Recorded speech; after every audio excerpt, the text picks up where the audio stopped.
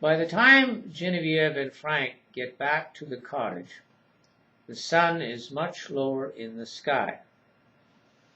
After greeting Frank's mother, they find that much has been already set up on the balcony for supper, and that Frank's father has gone up on the roof to check out the last bit of shingling done. With work on the cottage carried out mainly on the weekends, the building of it has dragged out, and parts of it are yet to be completed. We also find out that Minot has just finished calling her father for the second time to see how he's doing with his aerial exploration of Lac de Moure, which is only a short 15-minute plane ride north of them. In the meantime, Ben arrives from Uncle Emile's, where, driving Frank's ATV, he went to pick up both his and Frank's fishing gear. Immediately he starts unloading it and toting it to the wooden landing at the top of the stairs. Frank sees him from the balcony overhead and waves at him. He is happy to see his friend as usual, but at the same time he feels a sudden pang at the sight of these preparations for the fishing trip tomorrow.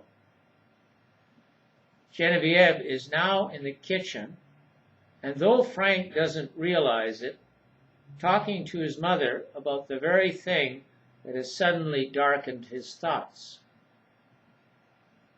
"Well, perhaps you'll think of coming out another time," Madame Provost says to the young woman.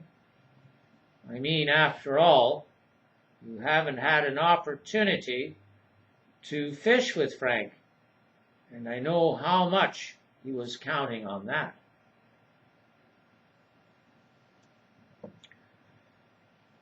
Sometime after Genevieve and Minot have gone out for a short walk, they return to the cottage, and in the living room are offered a glass of wine by Madame Provost.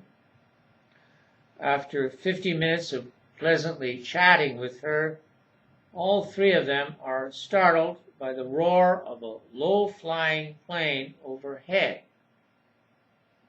It is Uncle Emile and Professor Bedard signaling their return from Lac de Moure.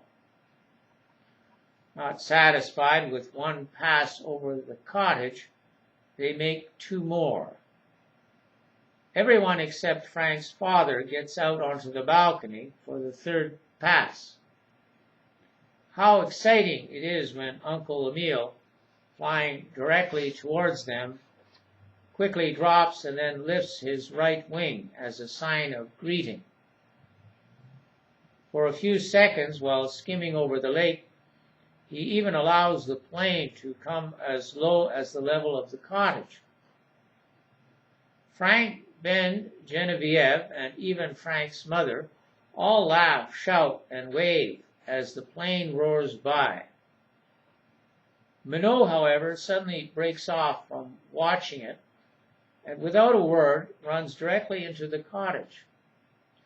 After a brief search for her cell phone, she runs towards the front door, pulls it open, and then heads towards a spot overlooking the lake about 100 feet away.